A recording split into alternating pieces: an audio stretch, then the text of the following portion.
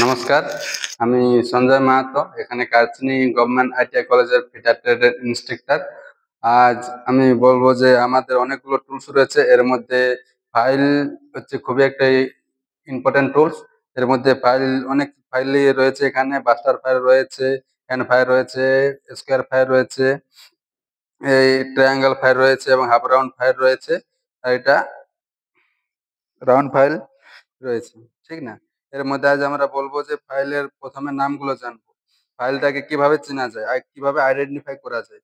এখানে আমাদের ফাইলে প্রথমে রয়েছে হ্যান্ডেল, হ্যান্ডেলের পর ফিউলের পর এখানে যে ভিতরে ঢুকে আছে সেটা হচ্ছে ট্যাঙ্ক, এবং এখানে যে পজিশনটা আছে হিল পজিশন। হিল থেকে ফাইলের এটাকে উপর ভাগটাকে এখানে বলা হয় ফাইলের ফেস, এবং এটাকে এই সাইডের যেটা সাইডটা এটাকে বলা হয় এজ, এবং লাস্ট পর্যায়ে যেটা টিপ এখানে আছে এটাকে টিপ পজিশন বলা হয়, এবং টিপ থেকে হিল পর্যন্ত এখানে এটাকে ফাইলের লেন্থ বলা হয়ে থাকে, এবং এটি একটি হার্ড টেম্পারের হয়ে থাকে। এখানে হিলের পর এখানে ট্যাঙ্ক পর্যন্ত যে মেটালটা আমাদের থাকে সেটা সফট মেটালের হয়ে থাকে,